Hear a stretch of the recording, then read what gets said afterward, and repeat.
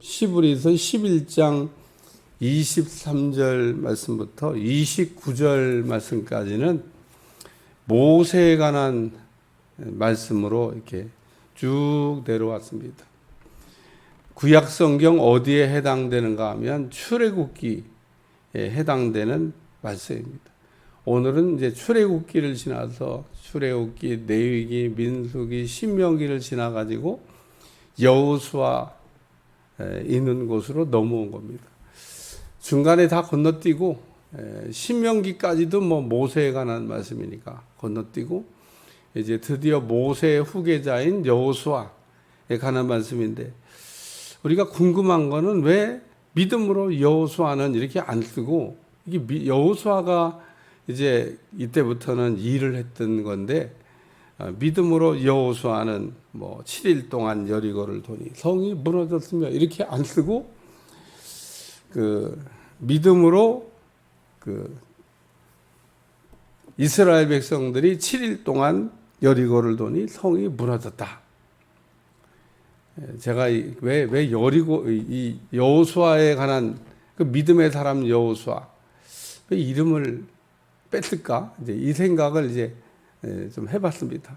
왜 이 히브리 기자가 그 믿음의 사람이라고 해도 뭐 전혀 뭐 손색이 없는 여호수아를 왜 실명을 거명하지 않고 왜 빼뜨렸을까? 뭐 빼도 그 누구도 부정할 수 없는 믿음의 사람 여호수아입니다.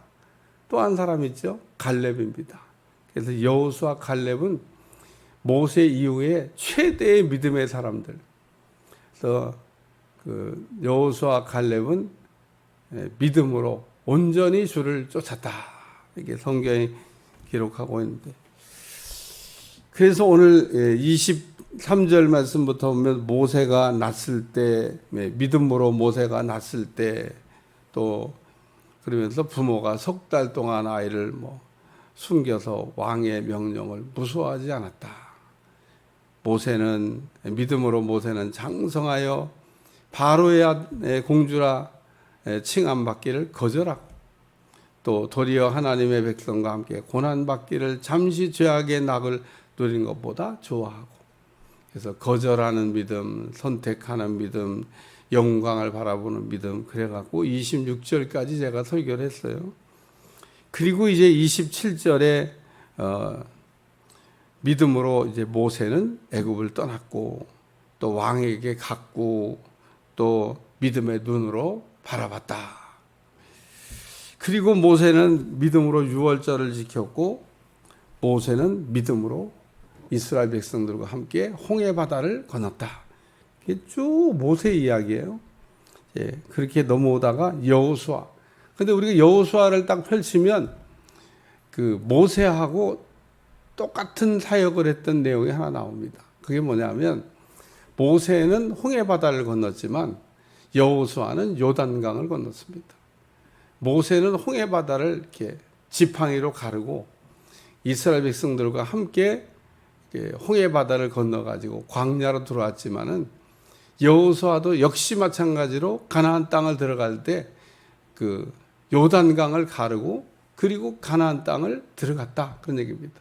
어떻게 요단강을 가르고 들어갔냐? 제사장들 보고 들어가라고 그랬습니다. 언약궤를 메고 그 홍수가 나가지고 막 물이 요단강에 넘칠 때, 요단강 여러분 그 성지순례 때 가보시면 알지만 평상시 때는요 팔짝 뛰어도 건너갈 만큼 뭐 그렇게 폭도 넓지도 않고 물도 많지도 않고 그렇습니다. 그냥 뭐 폭이 짧은 데는 팔짝 뛰어서 건너가도 될 만큼 첨벙첨벙입니다. 좀 물이 깊다고 하는 예수님 세례받은 곳이라고 가봐야 우리나라 조금 좀 폭이 길은 강이다 이 정도. 그래도 그냥 건너가면 건너갈 수 있어요. 아무것도 아닙니다. 그런데 홍수 때가 되면 이게 장난이 아닌 겁니다.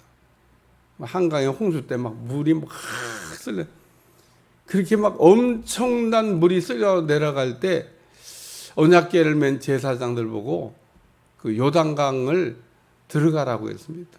그래서 제사장들이 언약궤를 메고 그 요단강을 밟고서니 요단강이 갈라졌다. 그래서 이스라엘 백성들이 그 요단강을 가르고 가나안 땅을 들어갔다. 이 얘기를 듣고 여리고에 있는 사람들이 이미 전쟁도 하기 전에 덜덜덜덜 떨고 있는데 또 와가지고 무슨 지금 여리고성을 이렇게 공격하는 게 아니고 빙빙 돌기만 하는 겁니다. 그게 7일 동안이에요.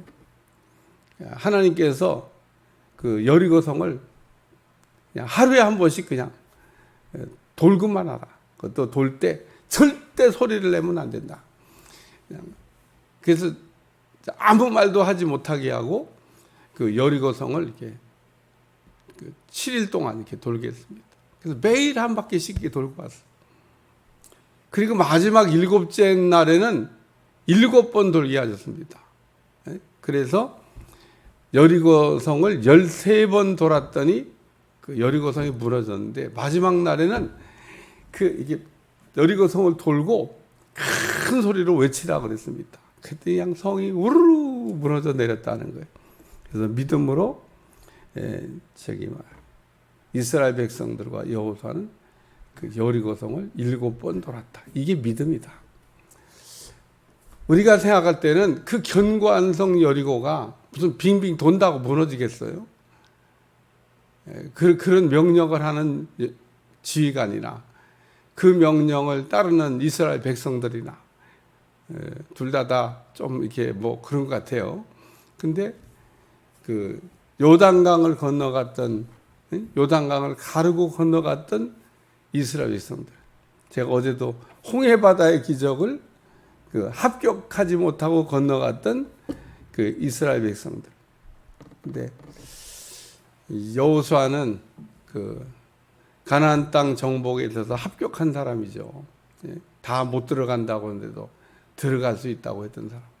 그래서 하나님이 들어가게 하신다고 그래서 광야에서 태어난 2세들과 여호수아 갈렙이 가나안 땅 정복을 시작했는데 첫 번째 요단강을 가르고 그리고 여리고성을 이제 빙빙 7일 동안 돌았더니 마지막 날은 7바퀴를 돌아서 총 13번 돌았더니 여리고성이 무너졌다. 그런 겁니다.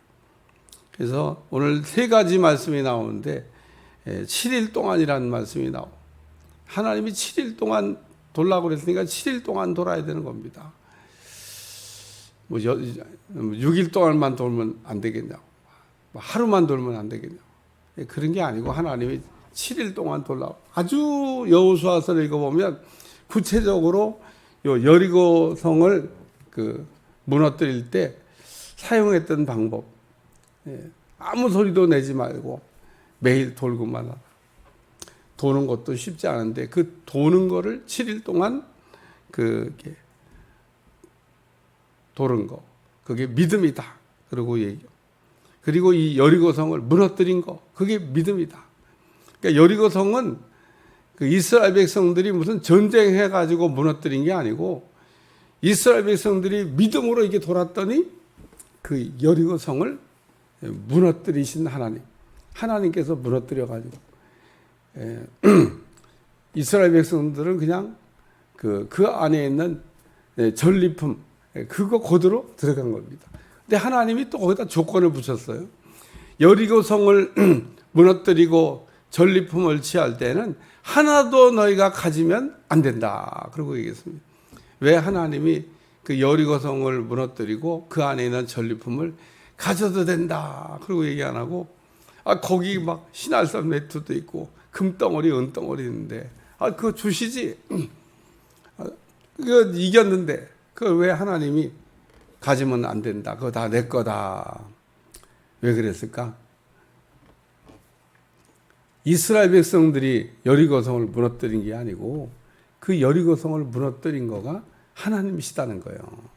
이스라엘 백성들이 믿음으로 13바퀴 여리고성을 돌았더니 하나님께서 여리고성을 무너뜨려 주시고 영광을 누가 받아야 되냐? 우리 하나님이 받으셔야 된다. 그래서 우리가 가끔 이렇게 어떤 일이 잘 됐을 때 내가 잘해서 잘 됐나? 하나님이 하셔서 잘 됐나? 잘 생각해 봐야 됩니다.